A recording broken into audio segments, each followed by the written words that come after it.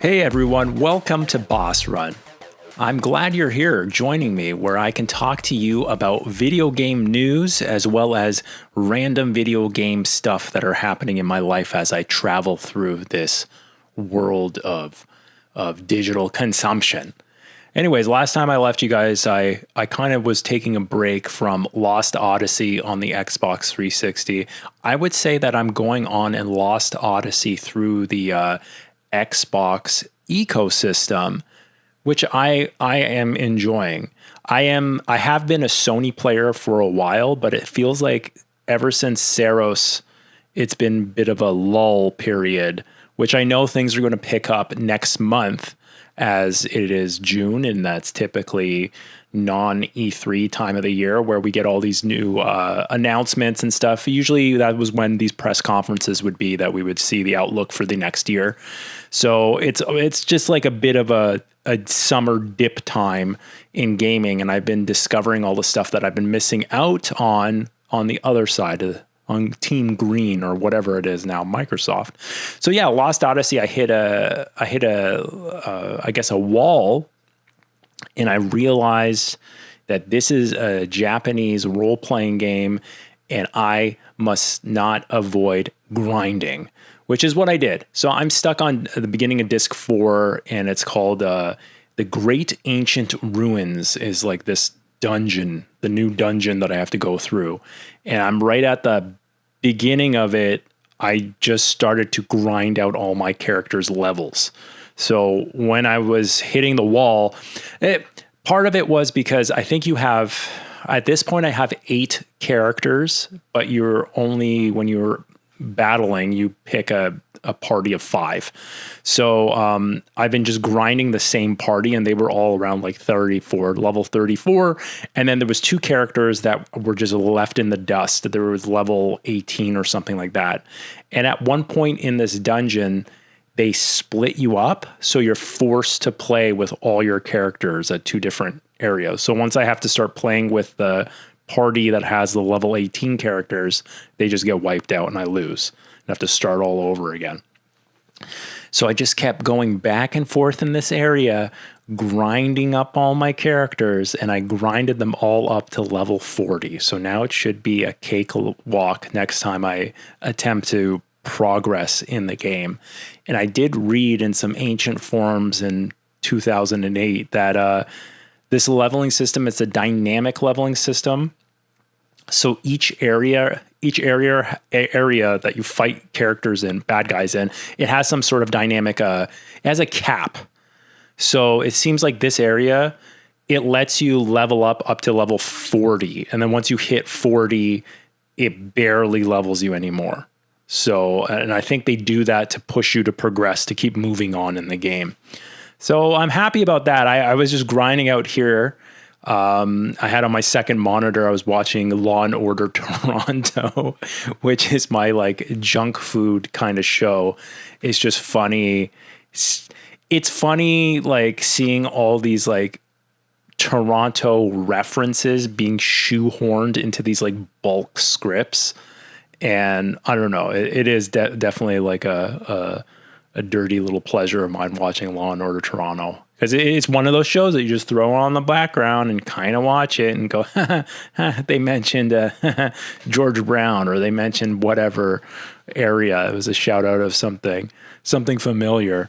So I've been enjoying that trash TV while just mind-numbingly grinding and a JRPG.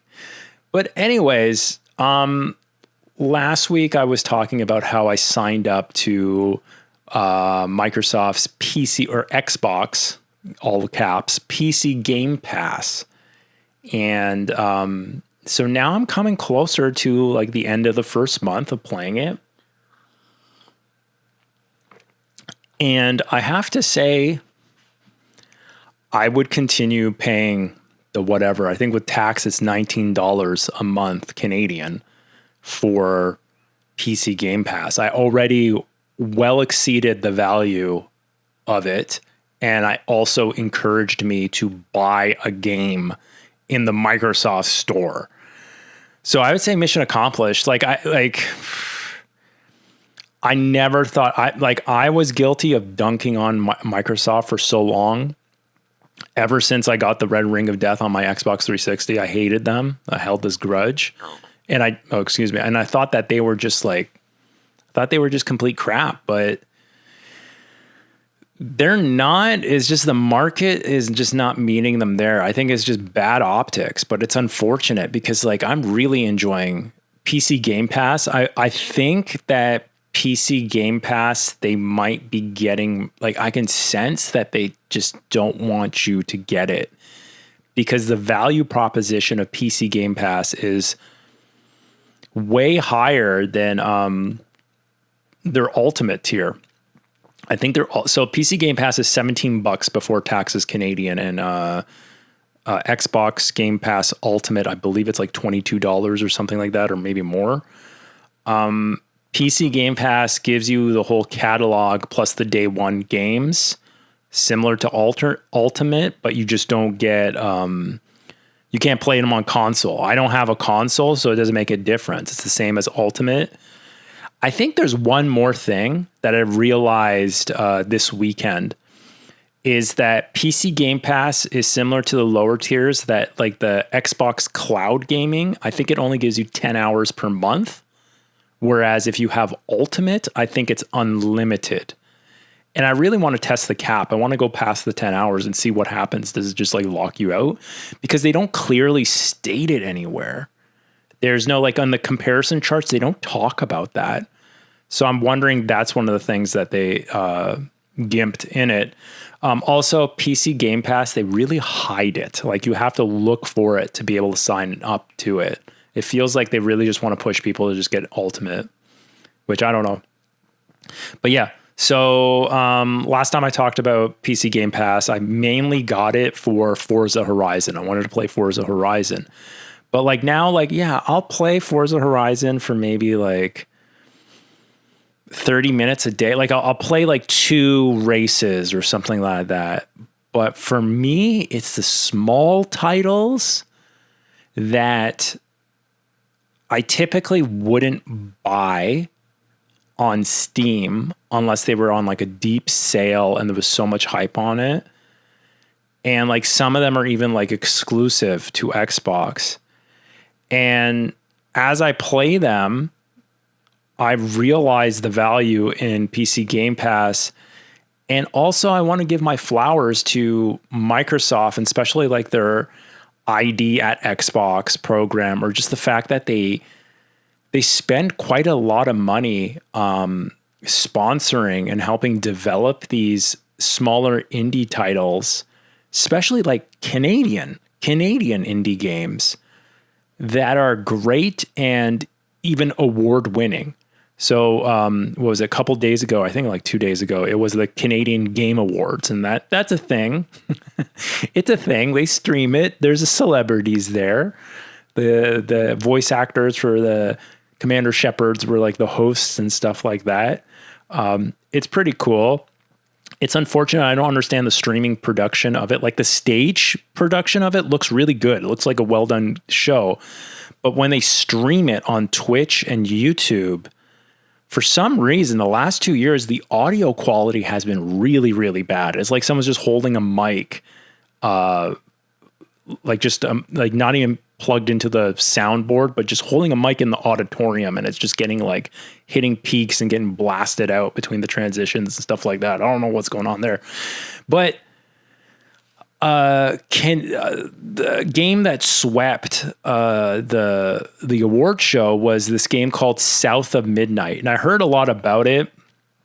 It was co-developed by Microsoft and like Compulsion Games, which is a Canadian studio. It's a Canadian game, hence the winning all the awards at the Canadian Game Awards. It won 7 awards, and it was locked to Microsoft. I believe now it's on Steam.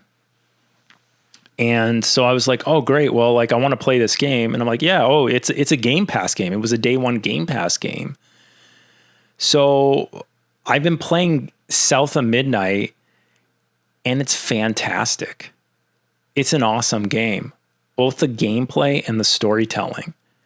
And I can see the vision of what Game Pass, like Game Pass was supposed to be Netflix for video games, right? It's Netflix for video games. Like it's the same deal. Like even like games after a certain amount of time, they go out of circulation as well. Like the games will be in Game Pass for a certain amount of time and eventually they'll go away. I think if you have the game installed on your system, on your PC or on your Xbox, you still have it until you uninstall it if it's already like gone out of Game Pass. So you can't just download it again, but they still let you play it as long as it's installed, which is cool. But yeah, so it is the Netflix of gaming in the sense that I can see how Microsoft was sponsoring these smaller titles that are they're still like they're made by a small team, but because of the Microsoft funding, they're highly polished. Like they're really good games. They're like AAA games, but they're only like 7 to 10 hours in length, which is absolutely perfect. That is perfect for the perfect length for a game of that scope, where like even the fact that the game is 10 hours in length, a small team can take the time to polish those 10 hours to be like great. And what is like 10 hours? Like for someone who's busy, like maybe playing a game like an hour a day or whatever, similar to like watching a show off of Netflix, like an episode a day. They're excellent. So like before that, I played Mixtape. I mentioned this last week. I was playing through Mixtape. Mixtape was okay. Like it was hardly a game as much as like an interactive piece of fiction, right? So it was like some nostalgia bait kind of deal where it's like the pastiche of like 90s stuff, even though there was some kind of like errors in it. Like I saw like there was like modern slang a couple of times dropped where I'm like, no one like that's from like this year. Like no one in that generation would say stuff like that. But it had these like, it was very high quality. It had lots of like fancy licensed music, and I could get what it was doing and stuff, but it really wasn't, there wasn't really like a hard fail state or like, it was just like an interactive piece of fiction, which is cool. That's cool. But I think if I paid whatever it was, like $26 Canadian for it, I think I would have been soured by the experience. I don't think I would have been like, it wasn't like, I think it was perfect for Game Pass. That kind of stuff, excellent for Game Pass. But yeah, South of Midnight's awesome. Like the artistic like style of it is amazing. Like the storytelling, the music. I want to look up who's singing the music because it almost sounds like who are those guys who would sing that? What's that song from the 90s? And they sang Peter Pumpkinhead. I'm pretty sure it's probably not the same people, but that's a Canadian group. Who are they called? The Crash Test Dummies. That's it. Crash Test Dummies. That was called The Ballad of Peter Pumpkinhead. I don't like it sounded, I swear to God, it sounded like that guy. And like the story is like engaging. It's pretty, it goes dark. It's funny. It's pretty sweet. I highly recommend anyone who has a chance play South of Midnight. So it's on Xbox and like on PC as well. It's pretty awesome. And that also inspired me, as well as like being constantly pushed by my buddy Evan, shout out to Evan, to revisit Echo Generation. So Echo Generation is another Canadian game. And I remember that one time a few years back, I think it was like 2022, where I got PC Game Pass and I was playing that game, and it was really fun. It's like, it's very similar to, I guess, like Earthbound, that type of RPG where you're like you're kids in like a small town and going on an adventure with like weird stuff like aliens and stuff and like quirky humor and stuff. But the graphics are amazing. They're all like in voxels. It's like voxel graphics. So it just looks really cool. Like almost like voxels are kind of like Lego kind of deal. And it's just so fun. It's a turn-based RPG. And I downloaded it to start playing it again because I also saw that in like this upcoming week, the sequel comes out, Echo Generation 2. I think the company's called Cucumber Games, the developer. I think so. I hope so. I don't want to get that wrong. Let me just look it up right now before I feel like a bad person. Yeah, I'm pretty sure it is Cocoa Cucumber. That's what it is. Cocoa Cucumber Games. But that's coming out on Steam and Xbox, but it's on Game Pass, so it'd be free. Anyways, Echo Generation 1, it left Game Pass. So it's like, oh crap, like I didn't play through it all and it's off Game Pass. But like still, like the sales on the Microsoft store, it was only like $7 Canadian. What is that? $5? It was $5 American to buy the game. Once again, it's like a 12-hour game, but it's really, really fun and really good. The production value is amazing. Granted, this is like it's called the Midnight Edition. So it's like I guess not a remaster. What do you say? Like a deluxe version of it. I think this version has fast travel because I don't remember the original doing. But yeah, these games are like, I'm really happy that Xbox is funding these things and it's helping Canada too. So like you have to think back, like there's a lot of big titles, like big, small indie titles that were funded by Xbox, like Cuphead. That was another one. And that was like locally around here, I think, made. And then even before that, there was that game FEZ that got a lot of hype. So like this ID Xbox program is pretty decent. And you know what? Like I have to say that's one big plus. Like that's one thing that like it pushes me to just support like that alone makes me like feel okay about paying my $19 a month for PC Game Pass. And like think about it, I'll probably be done South of Midnight and Echo Generation before my 1 month is done. Each of those games were like full price. If I bought them on Steam, they would have been $25 each. So that's $50. I played through Mixtape. That's another $25, so $75. And I'm playing Forza, the latest Forza game, and that's like, I think that's like a $90 game.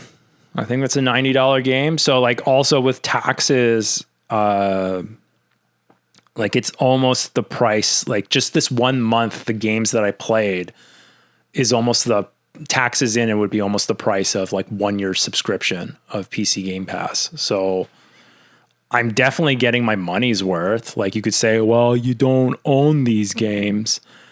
And I'm like, well, what do I do once I own them? Right. Like I just like, I think if I ever wanted to play the games in the future and then like maybe I deleted them and I don't have them on Game Pass, by that time, they probably would be on deep discount, either on Xbox or on Steam.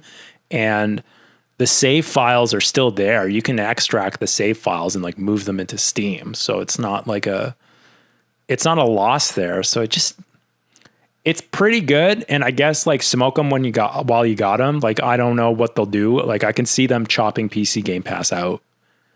I can see them just pushing people towards Ultimate because it seems way too good of value.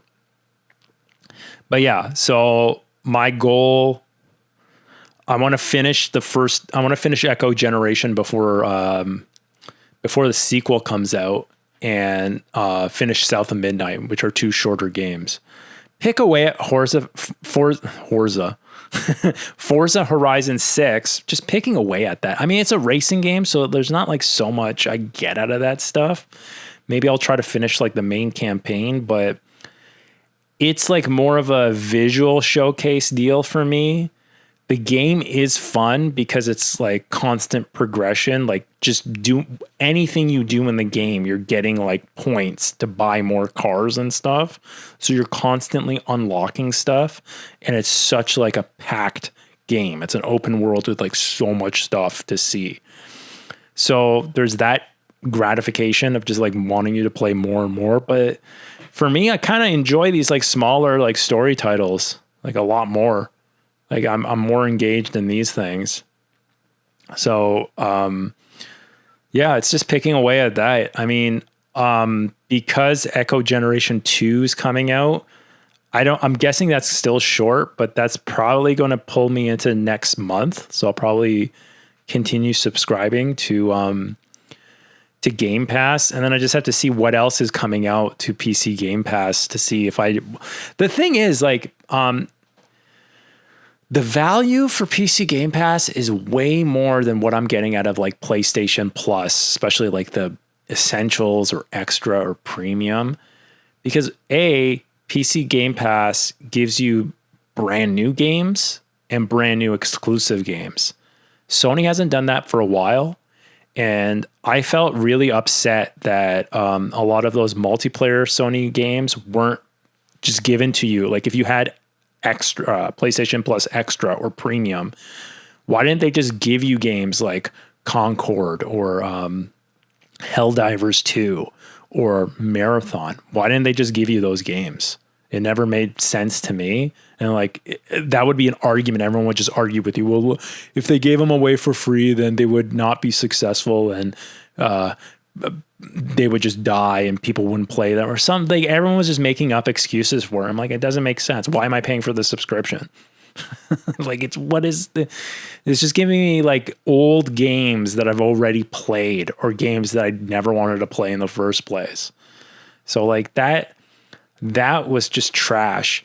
Other thing is like Microsoft gives you like these Microsoft rewards points that are so easy to get. It's just, they give you points to just play your games every day. And they really add up to like discounts. And I remember PlayStation did the PS Stars program and then they just canceled it. So like, I don't get that. So, like, honestly, I think this like holiday season, I'm a dummy, but it was still discounted when I got it. I have PlayStation Plus Premium, which I never use. I think I like loaded up a couple of like PlayStation 1 games. I'm going to probably downgrade to Essential because I don't play any of those games at all. Like I don't. And, man, I don't even play online on the PlayStation. So I don't even know why I'm even subscribing. Like I don't even play online.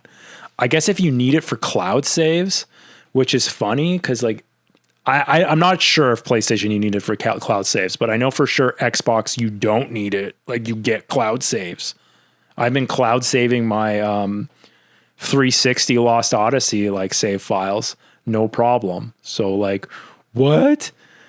It just feels like Sony got lazy due to their success. And I think maybe it was the same thing with like Xbox before. But now Xbox is like forced to like do well to regain a bit of market share. And now it's like it seems like Xbox is more consumer friendly at this stage that they're at than Sony, which is unfortunate.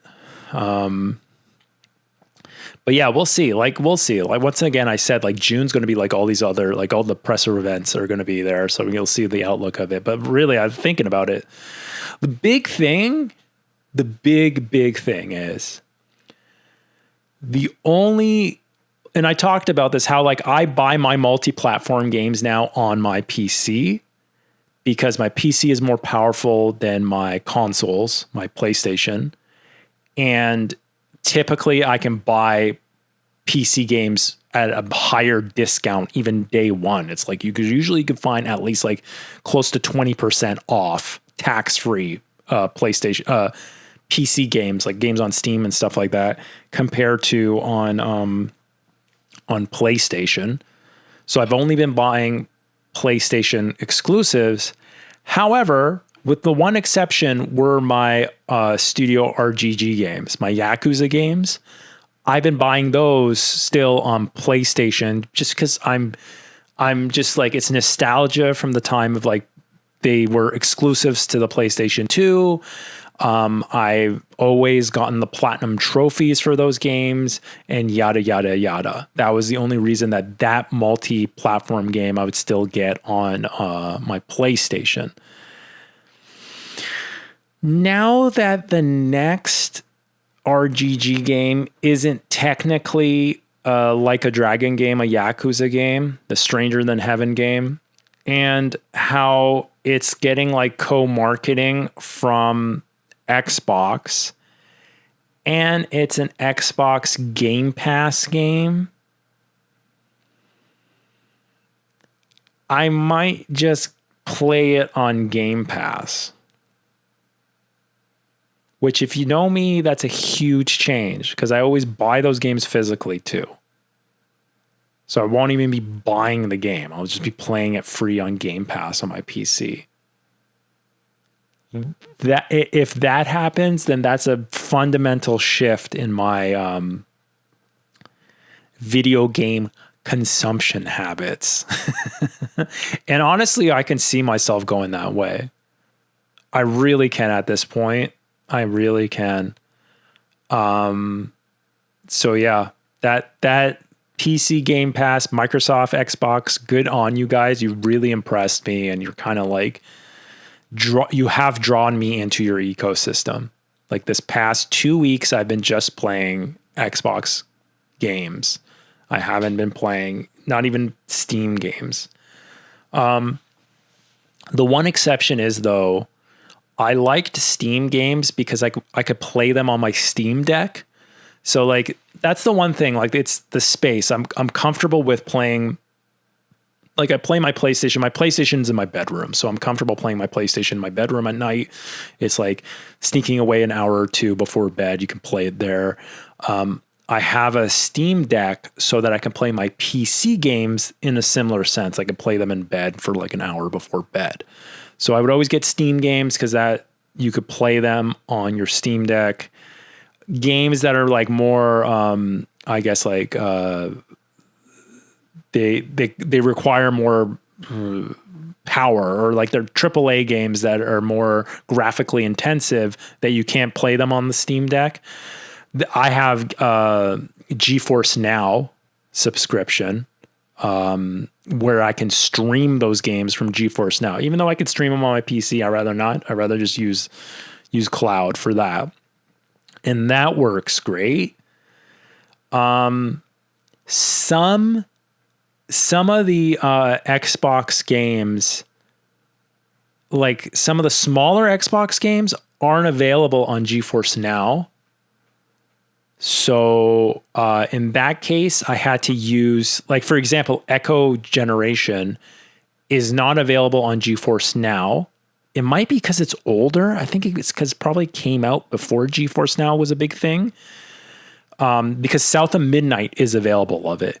And with GeForce Now, I pretty much have unlimited like cloud timing to play it.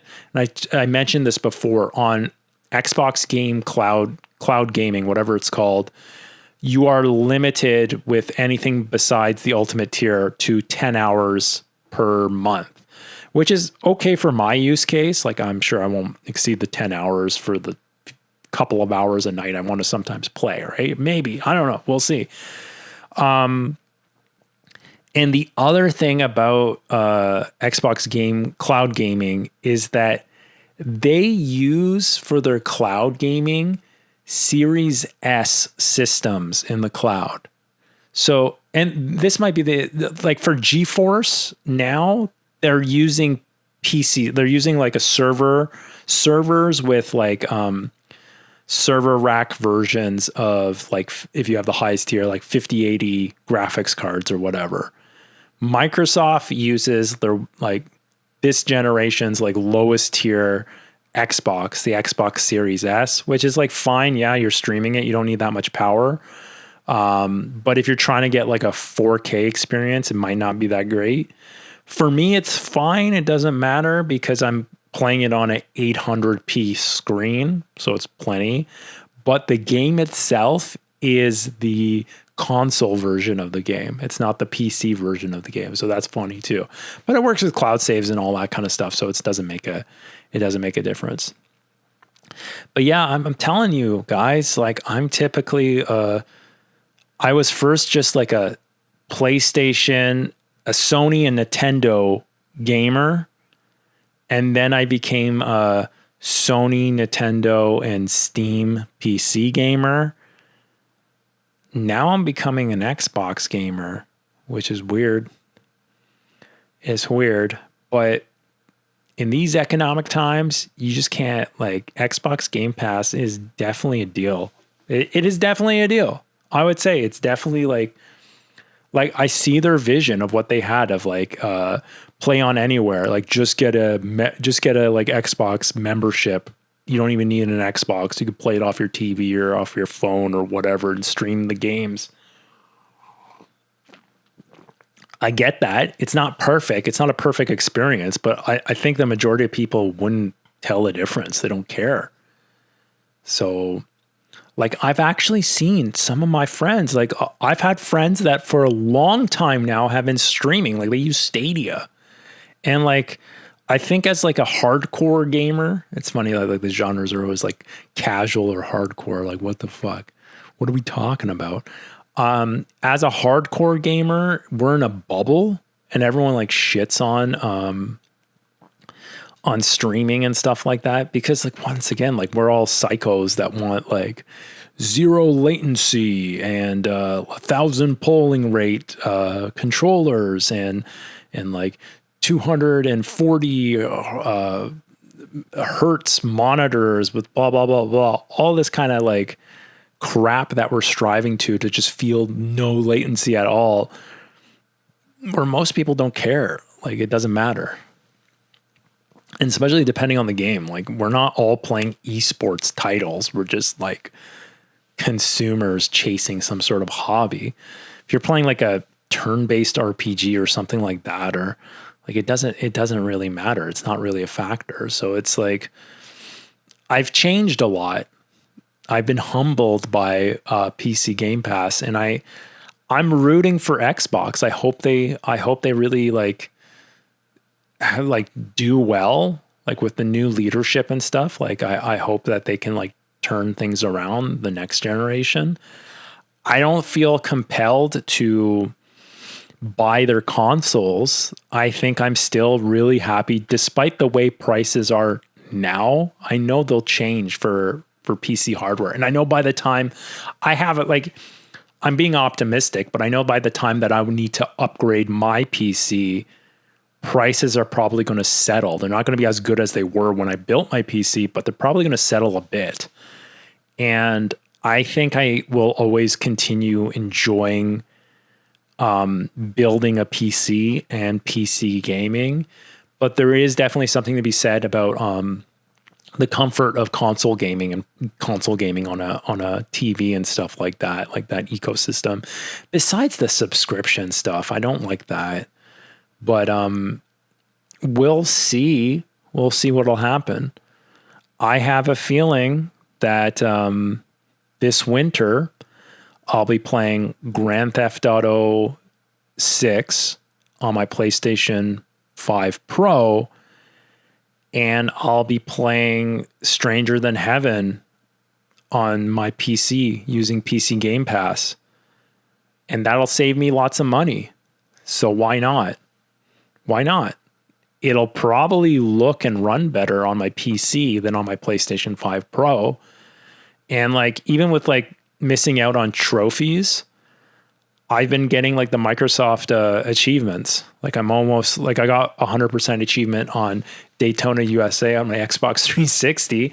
So, and I'm going for the 100% on Echo Generation. So like at least getting like achievements gives me MS points that are traded in for credits to buy more games and stuff or pay for my next month membership. So what can you do? What can you do? Another thing I have to tell myself is that the Xbox is the spiritual successor of the Sega Dreamcast. So maybe I can just like fool myself that the Microsoft systems are the Sega systems. Yeah. And speaking of Sega, we got to talk about Shenmue 4 or Shenmue in general. So like I'm waiting for, that's supposed to be coming out this year. This year is Shenmue 3 Enhanced Edition, which I pre-ordered the physical copy from our friends at Video Games Plus. And I was thinking to myself, I'm like, you know what? Like I've been following now the Shenmue community. I consider myself a new member of the Shenmue community, even though I played the first Shenmue back in 2000 or 2001. I don't know, whenever it came out on Dreamcast. And I've been thinking like everyone's trying to like Shenmue Dojo. So if you're a fan of Shenmue, I encourage you to check out this really old website community that's been around forever. It's still active. Shenmue Dojo. And the 4th of every month, they've had this very well, it's not successful yet, but a campaign, a social media campaign on Twitter and Blue Sky, where everyone on the 4th of the month tweets about Shenmue 4. Hashtag Let's Get Shenmue 4 to bring awareness and to tell like Sega and was it WiseNet, Yu Suzuki's company, that there is like huge interest in them continuing the franchise, the series, and releasing the rest of the games so that we get all the story of this Shenmue game that was put out in 2000.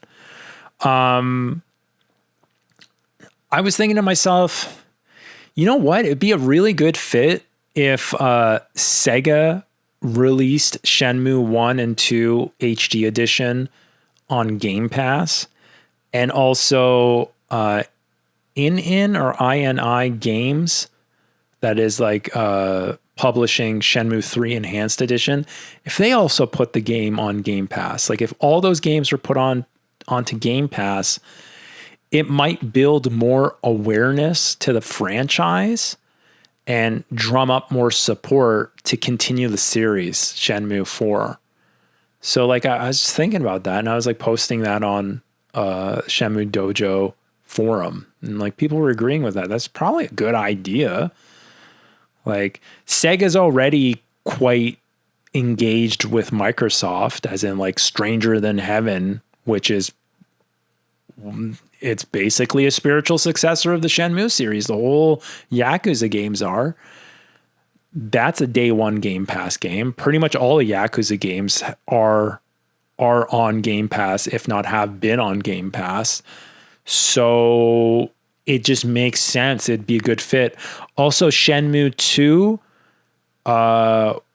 was exclusive in North America on the original Xbox. So it just seems like a no-brainer. I don't know why. I wish I could talk to someone at Sega, or obviously the people at Sega are watching this. So like maybe you guys should talk to the Microsoft guys. Talk to Asha Sharma. Maybe I should like tweet her and tell her to bring Shenmue back, put it all on, and give us Shenmue 4, 5, and 6, as well as keep funding Canadian indie games. You guys are doing a great job. Just like, don't listen to the haters and keep going. I'm probably still not going to buy your consoles, like Helix or whatever. Probably not going to buy them. But maybe if you make better controllers, I might buy those. But still, I kind of like my Chinese knockoff Pro controllers a lot more. And what else? but I'll still play your PC games on my Windows-based PC. So you're still getting some of my money and support and like big up PC Game Pass. But yeah, that's pretty much it. I think by next week's show, like when is it? Next week's show will probably be done. South of Midnight as well as Echo Generation. So I'll still be talking about the games I'm currently playing. And the week after that is going to be right in the middle of like all the E3, non-E3 announcements and stuff like that. So not next weekend, but the weekend after that, we're going to start getting a lot of like substantial gaming news. The other thing that's weird is, remember we talked about how like there was supposed to be a new trailer to Grand Theft Auto 6, as well as like pre-orders opening up. That never happened. That did not happen. So that leak about Best Buy, I don't know if that was real. And then Rockstar's like, well, let's just stop it now and keep them guessing. None of that really happened. I still have to decide if I'm going to buy that game physically or just get it digitally. I'm still thinking digital. Right now, I think pre-order the top tier version of Grand Theft Auto 6 digitally on my PlayStation 5 Pro, and then just get Stranger Than Heaven on PC Game Pass and call it a day. Call it even, saving all that cash, put it towards microtrans. Even though Stranger Than Heaven, I might want the deluxe version of it, and then they might do what they did with Forza. It seems like they do this is where games free on PC Game Pass, but if you give us $40, we'll give you like all this extra content, as well as you'll get to play the game much earlier. And I can see myself getting baited into that. I wonder what happens. Like if you buy the game, if you pay to get the upgraded version of it on Game Pass, and even though you don't own the license of it, can you just like later down in the road, once that game goes on sale, can you just like buy the base version of the game on sale and then you retain all those extras and stuff like that?